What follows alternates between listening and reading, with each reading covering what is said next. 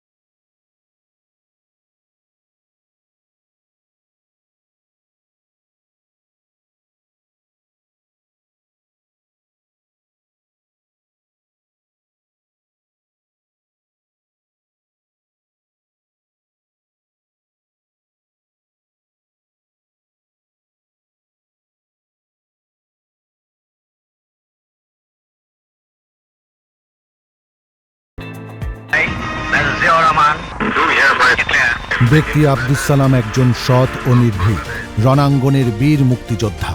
তার রয়েছে নেতৃত্ব দেয়ার দীর্ঘ অতীত। ছিলেন ঢাকা মহানগর দক্ষিণ বিএনপির আহ্বায়ক। তার দায়িত্বে হয় মহানগর বিএনপির পুনর্জাগরণ। সৃষ্টি হয় স্বৈরাচার বিরোধী আন্দোলনের সূচনা। নির্যাতন আর কারাভোগে কাটে জীবনের সোনালী সময়।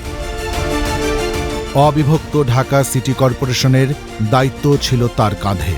বিএনপি চেয়ারপারসনের অন্যতম উপদেষ্টা আব্দুস সালাম ছিলেন কেন্দ্রীয় সংগঠনের বিভিন্ন গুরুত্বপূর্ণ দায়িত্বে। প্রধানমন্ত্রী তারেক রহমানের ঢাকা ১৭ আসনের নির্বাচনী পরিচালনা কমিটির প্রধান সমন্বয়কও ছিলেন তিনি।